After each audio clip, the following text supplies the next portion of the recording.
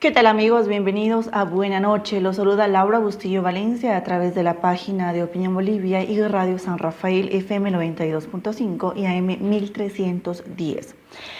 Bien, hace unos días atrás el candidato a la presidencia de Chile, Johannes Kaiser, emitió unas declaraciones polémicas respecto a nuestro país. Lo hizo durante un acto de campaña. Escuchemos. Vamos a recuperar nuestra gendarmería, vamos a aumentar el espacio carcelario, vamos a cerrar la frontera con Bolivia. Se acabó el chistecito de Bolivia. En Bolivia no van a volver a rematar nunca más un auto chileno. Nunca más. Y si lo vuelven a hacer, si nos vuelven a pasar, a humillar de esa manera, les puedo asegurar que en La Paz lo van a pasar muy mal. Y le van a tener que cambiar el nombre a la capital. Porque La Paz no va a ser. Se acabó el chistecito de Bolivia. Entre sus declaraciones, la más fuerte fue que La Paz, que según este candidato es la capital de nuestro país, va a tener que cambiar de nombre porque de paz no va a haber nada. Obviamente estas declaraciones tuvieron sus reacciones tanto en el mismo país, en Chile, como en Bolivia y a nivel internacional. Le preguntaron sobre estas declaraciones, ¿a qué exactamente se refería? Esto fue lo que respondió en CNN el pasado jueves. ¿Qué quiso decir? A ver, lo que quise decir es que les vamos a cerrar el ducto económico. Si de nuestro lado pasa muchísimo del comercio a Bolivia, y nosotros no tenemos ninguna razón para mantener buenas relaciones desde este lado de la frontera, si del otro lado de la frontera no nos quieren tratar bien. Si nos van a tratar de manera enemistosa desde La Paz, bueno, entonces no los vamos a tratar de manera amistosa desde Santiago. Ya, usted... O desde Sucre, en la capital administrativa.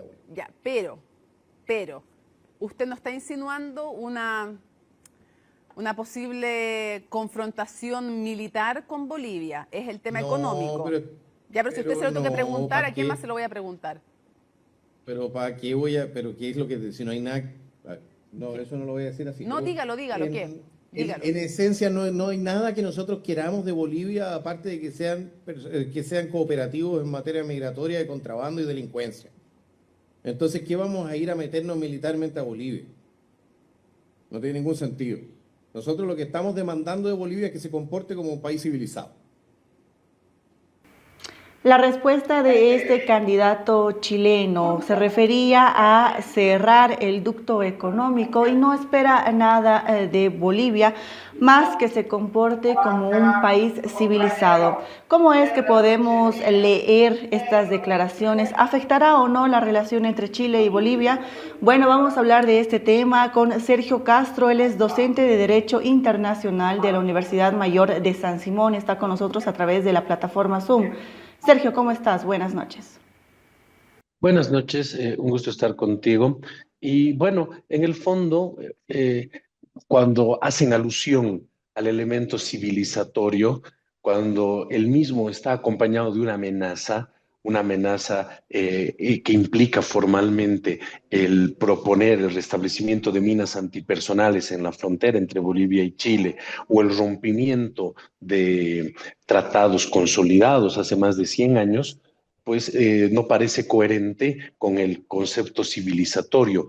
Lo civilizatorio implica siempre, y en especial en derecho internacional, el que los estados cumplan con todas sus obligaciones asumidas por el principio de soberanía por cada estado. Y aquí tenemos un conjunto de obligaciones que las declaraciones de este candidato chileno, lastimosamente podríamos deducir que no conoce, así que no sé qué tipo de presidente podría ser.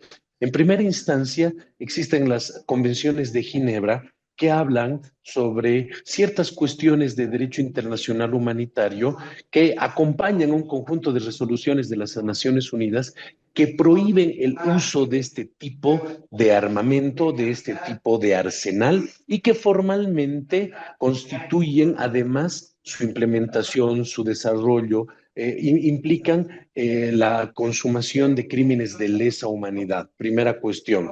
Es decir, a nivel general es algo que atenta con la seguridad internacional. No es lo mismo proponer la construcción de un muro entre dos estados que poner minas antipersonales. Pero al mismo tiempo hay que asumir el hecho de que el Estado chileno podría ser procesado por el incumplimiento de estas obligaciones. Primero, los que manden al realizar, a poner estas minas antipersonales y a romper este tipo de normativas, podrían ser sujetos de procesos ante la Corte Penal Internacional en primera instancia. Chile podría ser procesada ante la Corte Internacional de Justicia por vulnerar sus obligaciones en el marco de las convenciones de Ginebra y el derecho internacional humanitario, que ya lo hizo en su momento, pero que ahora no se puede repetir en este contexto internacional. Y al mismo tiempo hay una cosa fundamental. El Tratado de 1904 entre Bolivia y Chile de paz y amistad, que le da fin a la Guerra del Pacífico, le beneficia más a Chile que a Bolivia.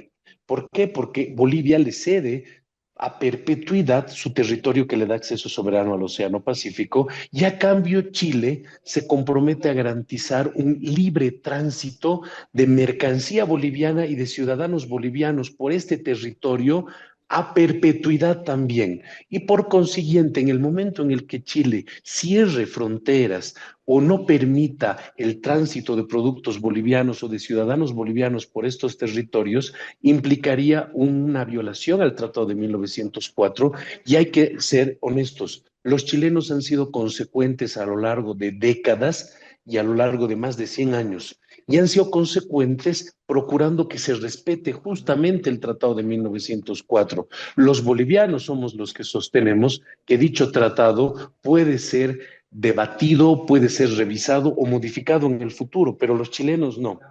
Entonces, estas declaraciones son tendientes al desconocimiento del Tratado de 1904 y por consiguiente serían, en el fondo, también atentatorios contra los intereses del propio Estado chileno. Es decir, está siendo muy ligero en sus apreciaciones. ¿Por qué? Porque hay partidos políticos que medran de la relación con Bolivia y Chile, buscando separación en los pueblos para obtener cierto tipo de votos en los procesos electorales. Y eso es deleznable, tanto como los bolivianos que nos hemos aprovechado en su momento del tema, como de los chilenos. Y un último aspecto más, el expulsar irregularmente a ciudadanos y llevarlos o conducirlos irregularmente también al territorio boliviano, podría implicar inclusive que Chile sea procesado por vulneraciones a los derechos humanos ante la Corte Interamericana de Derechos Humanos. Entonces, imagínate, tres grandes ámbitos: el derecho internacional general, el derecho bilateral entre Bolivia y Chile y el derecho americano de los derechos humanos, apuntan a que estas declaraciones deben ser consideradas como risibles y atentatorias en contra de la soberanía del derecho internacional y los intereses del propio Estado chileno. Bien, nos has dado una explicación bastante amplia sobre qué podría pasar y por qué puede o no puede, mejor dicho, Chile hacer realidad estas declaraciones en caso de que este candidato llegue a ser presidente. Está en tercer lugar de acuerdo a las encuestas que se realiza en ese país.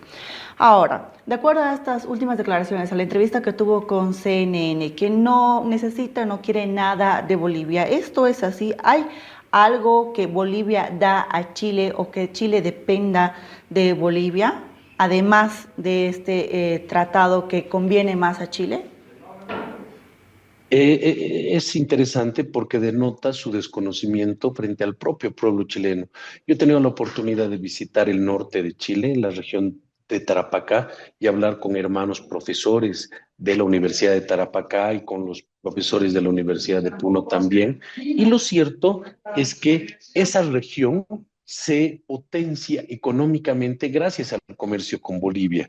Es decir, llegan productos, llegan barcos, containers desde la China justamente a estos puertos con destino a Oruro, con destino a La Paz, con destino a Cochabamba, y por consiguiente estas ciudades, Iquique, Arica y otras, tienen una fuerte relación con Bolivia. Tanto es así que inclusive los ciudadanos chilenos del norte se declaran bolivianofílicos porque ellos dicen que procuran tener una relación fluida entre ambos estados, justamente porque los de las regiones del sur de Chile, como por ejemplo Santiago, se han olvidado del norte chileno, mientras que el norte chileno vive de su relación especialmente con Bolivia. Por consiguiente, en el momento en el que un candidato declara que no necesita o no quiere nada de Bolivia, está desconociendo las necesidades y los intereses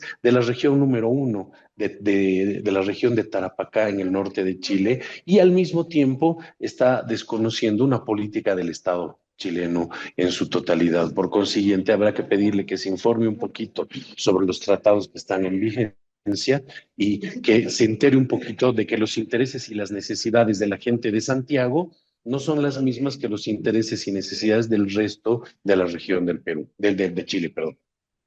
Bien, ahora en otro punto, están en una campaña electoral también en Chile, ¿no? Está tratando de ganarse votos con estas declaraciones de alguna forma.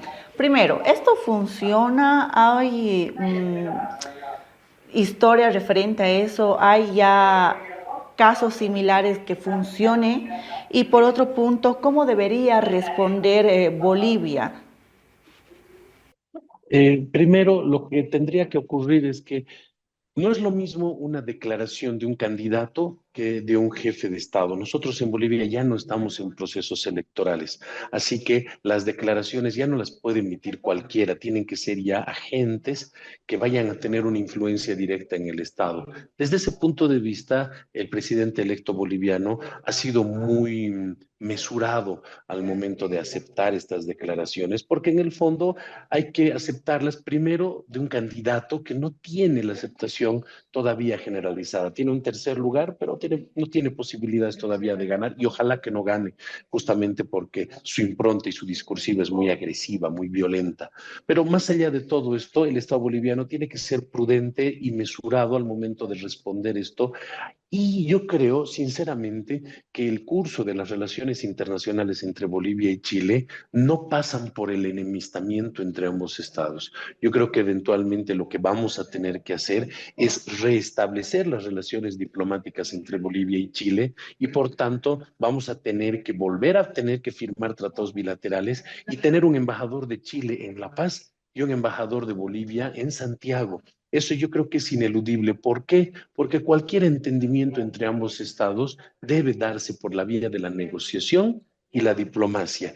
Y la confrontación ya no tiene que ser el camino que nuestros pueblos tienen que recorrer. Y a partir, lastimosamente, del año 2013 en adelante, en especial entre el 2013 y el 2019, nuestros políticos internamente, tanto en Bolivia como en Chile, han apostado a la confrontación para obtener votos y obtener mayorías dentro de la política de nuestros estados. Pero definitivamente esa es la peor de las rutas. Ya se han clausurado y cerrado estas vías. La única forma de lograr una relación armoniosa entre ambos estados es a partir de un acercamiento diplomático y para eso tenemos que tener el camino de la mesura y la prudencia. Afortunadamente, nuestro presidente electo está siendo prudente en estos aspectos, así que yo creo que hasta el momento de su posesión, esa ruta y ese encaminamiento va a ir por ese camino y me parece muy bien porque no podría ir de otro modo. Ya para ir finalizando esta entrevista, Sergio, actualmente y dejando de lado las declaraciones de este candidato chileno, ¿cómo podrías calificar la relación que hay entre Chile y Bolivia? Yo creo que había visto desde varios niveles cuestiones interesantes. Cuando uno ve la realidad en el norte de Chile o en Oruro, por ejemplo, se va a dar cuenta que la relación con Chile en una relación paradiplomática que no pasa por los estados, sino pasa por el comercio, hace que estas regiones vivan de un comercio fluido y una relación de hermandad. Por consiguiente, ciudades como Arica e Iquique pueden hermanarse fácilmente con la ciudad de Oruro, por ejemplo, y lo hacen en la práctica. Hay 4 horas que nos separan entre Oruro e Iquique, por ejemplo, por una frontera complicada, pero 4 horas es nada, es la misma distancia entre Oruro y Cochabamba, por ejemplo.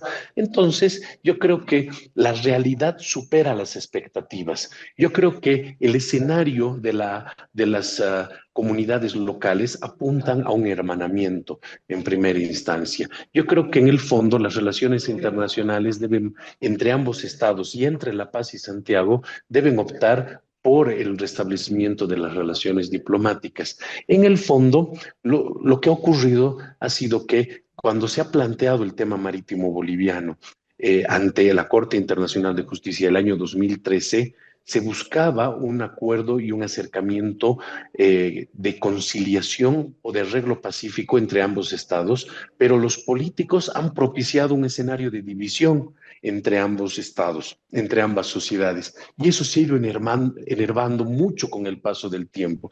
Yo creo que hemos retrocedido en la relación entre Bolivia y Chile como 50 años, por ejemplo, porque en el abrazo de Charaña, en la época de los años 70, ya había una apertura para encontrar una solución a este tema. Inclusive el año 2013 se hizo una encuesta entre ciudadanos chilenos y muchos chilenos estarían dispuestos a realizar un canje territorial para que Bolivia tenga una salida al mar y ese canje territorial satisfaga los intereses del pueblo y del Estado chileno.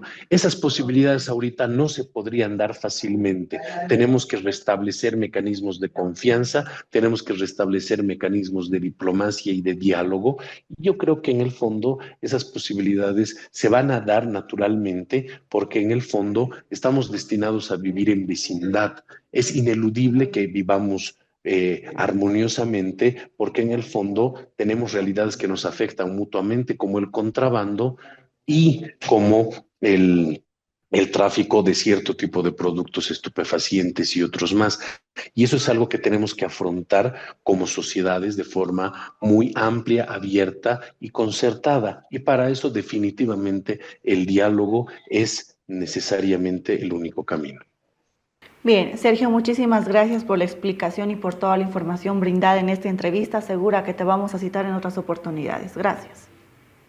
Muchas gracias a ti para servirte y un saludo cordial a toda la gente de Opinión. Buenas noches y hasta otra oportunidad.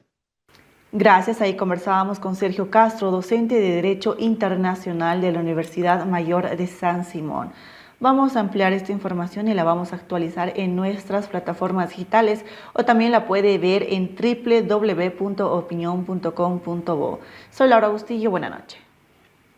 Elfec Generación Distribuida. La empresa instaladora tiene las siguientes obligaciones: realizar su inscripción en el ente regulador, registrar el proyecto de la generación distribuida ante el distribuidor, presentar su inscripción al distribuidor para su registro y habilitación correspondiente y la aprobación del proyecto de diseño, instalación o adecuación de la generación distribuida. Suscribir un contrato con el generador distribuido que contenga aspectos relacionados con el diseño, ejecución, costo, mantenimiento, protección del proyecto de la generación distribuida y conexión a la red de distribución, además de la contraprestación del servicio que contemple el diseño, instalación, adecuación y o mantenimiento que puede incluir o no la provisión de equipos y materiales. Comunicar al ente regulador cualquier modificación del personal inscrito para su correspondiente actualización conforme reglamento. Remitir información solicitada por el ente regulador.